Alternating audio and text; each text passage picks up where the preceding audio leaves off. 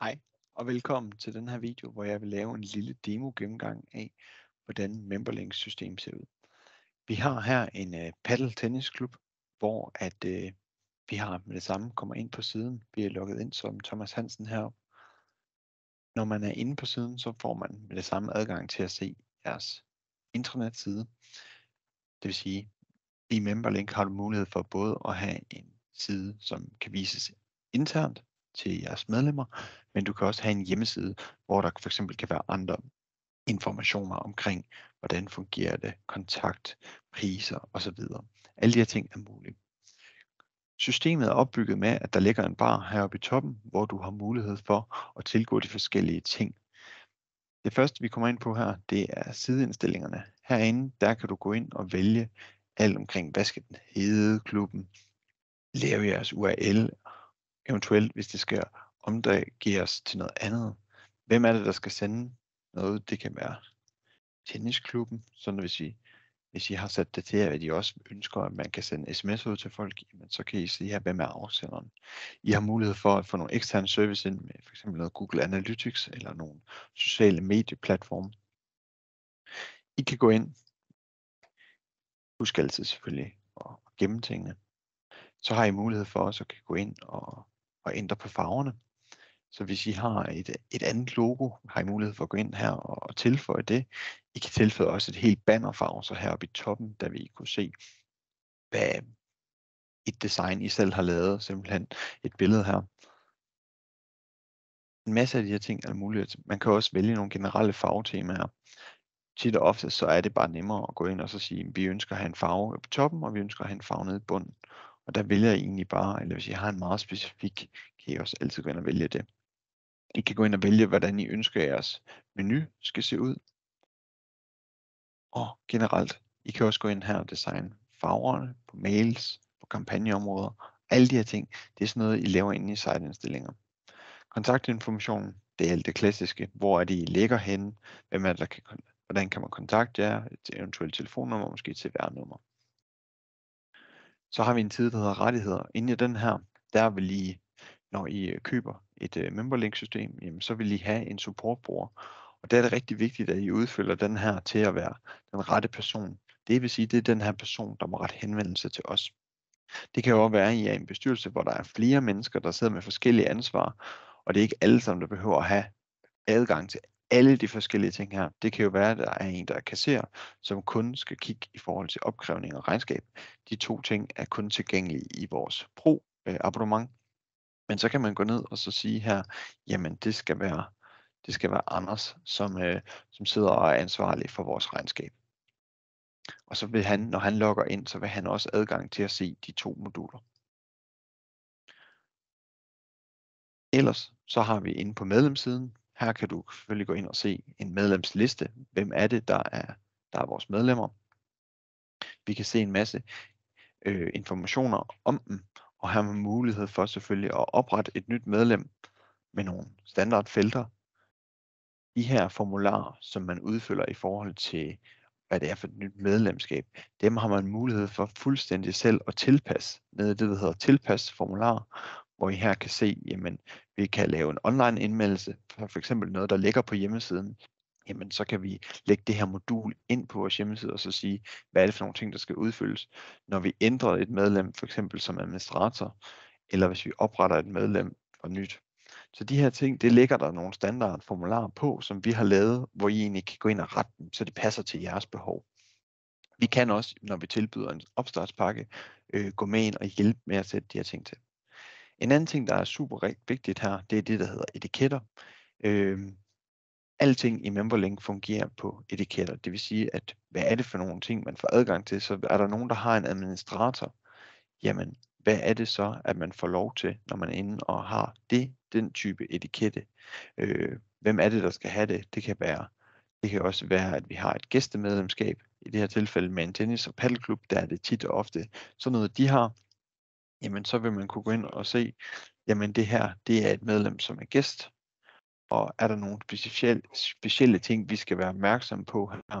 Det kan være, at de skal på en venteliste. Det kan være, at der er nogle regler i forhold til, hvordan de må booke i forhold til de andre medlemmer. Så alle de her ting, det har I mulighed for herinde. Hvis I så også har pro-abonnement, så har I også mulighed for at kunne gå ind og sætte nogle prisindstillinger. Så herinde vil I også kunne sige, jamen hvad skal det koste? Det kan være, at det koster de her 300 kroner, og hvis man ikke sætter noget tidsperiode på, så er det sådan, det er for hele året. Men du kan også gå ind og så sige, jamen det skal være halvårligt, så det kan være, at det er fra den første i første, og så til den første i sjette. Det vil så være den 31. i femte. At så vil det gælde den her pris, og hvis det er det næste efterfølgende,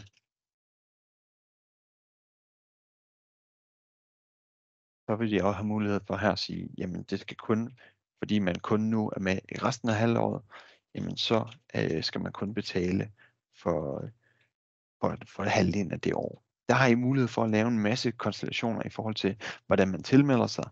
Det kan også være, at det er noget, der bliver lavet som en opkrævningspris. Så det er, når de er aktive, at det simpelthen er noget, der bliver automatisk kørt igen. Så det har I en masse muligheder for under det, der hedder medlemmer. Så har I inde på indholdssiden, der har I, man kan en masse forskellige ting. Man kan også under medlemmer her lave det, der hedder en etikette-kategori. Og det er egentlig blot, at hvis I nu havde en masse forskellige typer medlemskaber herinde under jeres etiketter, jamen så kan I gruppere dem og lave simpelthen en her, der så hedder medlemskaber. Så det kan vi jo lige gøre. Hvor I kan se alting, og så vil den kunne lægge, og så kan man lægge de andre etiketter ind under den her, og på den måde vil man kunne få et bedre overblik over, hvis man nu har rigtig mange forskellige etiketter. Under indhold, det er her, hvor man laver alt i forhold til jeres officielle forside. Så her vil I kunne se, at vi kan ændre, hvad det der står herinde. Vi kan se de indholdsmoduler, der ligger en gang herinde på siden. Så herinde, der har vi noget bookingsystem til paddelbanen, hvor du kan se, jamen, hvornår er det, den er ledig. Du har mulighed for at se herover, at du er logget ind, du kan ændre dine indstillinger. Så har en masse forskellige ting. Og den fungerer egentlig meget med, at du bare tilføjer en ny sektion. Så kan du vælge, hvad er det for noget indhold, du vil. Det kan være noget tekst, du skriver ind. Det kan godt være, at I har nogle sponsorer, som I ønsker at promovere. Dem har I også mulighed for at lægge ind her. Der er en masse forskellige muligheder her. Billeder, I kan lave en formular. For eksempel, hvis det er, som vi snakkede om før, det her med online indmeldelse, så vil man lægge en formularmodul ind, og så vil man vælge at sige, at det er den her online tilmelding. Selvfølgelig har du mulighed for at lave din login-formular, sådan at folk kan logge ind på jeres intranet-side. Så alle de her forskellige moduler er forskellige ting, I kan lægge ind for at lave jeres side, hvad enten om det er jeres hjemmeside, eller om det er en intranet-side, helt perfekt til jeres behov.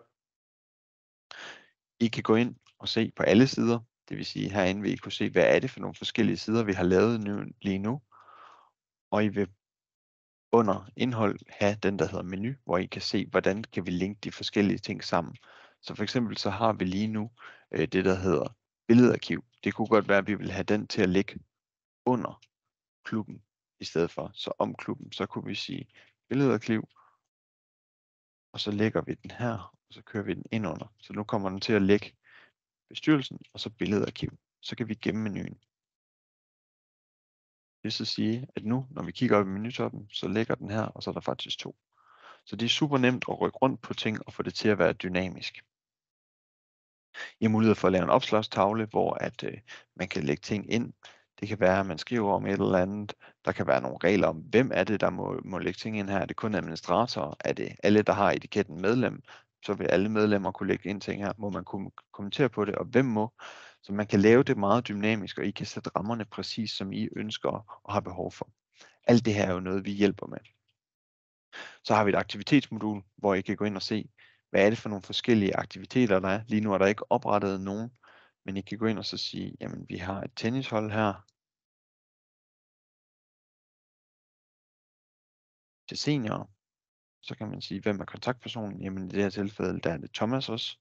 Og man kan sige, her skal der være mulighed for, at der er et online tilmelding, og i så fald, hvad er reglerne for det? Og man kan gå herned og så sige, til booking, hvem er det, der må have lov til at tilgå det her? Jamen det kunne så være, at vi kan sige lige nu, at det er dem med medlem, men vi kunne også have lavet en etikette, der hed senior, det vil sige, at det er kun folk, der er seniorer, som automatisk må tilgå de her hold. Så det vil I se, at der ligger en aktivitet, og man kan også lave den som en gentagende aktivitet. Forskellen her er, at du gør mange af de samme ting, men du går ind og laver en tidsplan for dem. Det vil sige, at du kører ind, og så vælger du her og så sige en rullende tidsplan, og så kan du vælge at sige, jamen den skal starte fra den 1.1.24, og så skal den køre hele året. Og den skal komme hver mandag. Så kan du vælge her præcis, hvordan du ønsker det. Og så laver den egentlig bare en gentagende aktivitet, som kommer. Så det er super nemt at få sat dine ting op rigtig hurtigt og effektivt. Samme måde har du også bookinger, hvor du kan mulighed for at kan gå ind og så sige, jamen vi har nogle baner, som der ikke nødvendigvis er nogen hold på, men at man bare gerne vil booke den her bane til at spille for sig selv, jamen så kan du gå ind og vælge, hvad er det for nogle ting, der skal være en bookingopsætning på. Her er en banebooking, hvor vi kan se, at de ressourcer, som ligger til den, det er en bane 1 og en bane 2. Og dem ser vi nede under her, hvor vi har ressourcerne, hvor du simpelthen går ind og så siger, at vi laver en ressource, hvad hedder den? Det kunne så være bane 3. Den skal lige have et kort navn. Så kan du gå ind og lige en beskrivelse af alle de her ting, og så kan du sige, nu har vi lavet bane 3. Så har du muligheden under opsætningen her, så sige, jamen banebooking, hvis vi redigerer i den, hvad er det så for nogle ressourcer, som det er, at den går ind, og der er en rullende tidsplan, og her kan vi se, hvad er det for nogle ressourcer, som det er, man kan gå ind og booke på i forhold til. Og der kan vi altid tilføje vores ekstra bane. Vi kan godkende, der er en masse forskellige regler, vi kan godkende her. Det vil sige, nu er der så mulighed for, når vi går ud på den her banebooking, som vi ser ud foran, at der faktisk er for alle 3 baner. Hvis vi lige prøver at hoppe tilbage en gang, så ser vi her nu, at der blevet tilføjet bane 1, bane 2, bane 3. Derudover så tilbyder vi også i MemberLink det her Pro-modul, som har det her, hvor du har mulighed for at lave opkrævninger. Så her kan du gå ind og lave en manuel opkrævning, hvor du kan sige, jamen, hvad er det, vi skal have kørt en opkrævning på? Det skal vi, hvem er det, der er den regnskabsansvarlige? Jamen, det var Anders. Og så kan du sige her, hvornår er det, de skal køre? Hvem er det, hvad er det, vi kigger på? Jamen, vi kigger på det medlemskab. De har det, og der var en pris, der har vi lagt nogle kontingenter ind. Så kan vi faktisk begynde at køre den ud her. Så kan vi vælge, nu skal vi lige kalde den her Gent. Og så kan vi se, hvem er det, der har det markat? Jamen det er kun Anders, der faktisk, hvis vi kigger herinde på den, så kan vi gå ind og så sige, kør opkrævning. Så kan vi se, hvem er det, der har det markat her? Jamen det er Anders og Thomas, som har den. Det kunne så være, at vi havde nogen, der skulle fritages. Så kunne man have lagt det ind og så sige, jamen æresmedlemmer, de skal ikke betale. Så der er mange muligheder her. Og selvfølgelig har I mulighed for os med vores brugssystem at kunne lave al dokumentationen på selve bogføringen og regnskaberne. Så det var en kort lille gennemgang af det fantastiske system, der hedder MemberLink, og alle de spændende ting, som systemet kan. Jeg håber, at det har givet jer en rigtig god indblik i, om det her det er det rette for jeres klub, og vi vil selvfølgelig altid gerne hjælpe jer med at komme godt i gang. Så tag og kig på hjemmesiden, hvor I også kan se lidt mere om vores forskellige opstartspakker, og ellers så rigtig god lyst med at få startet jeres klub og gøre den mere effektivt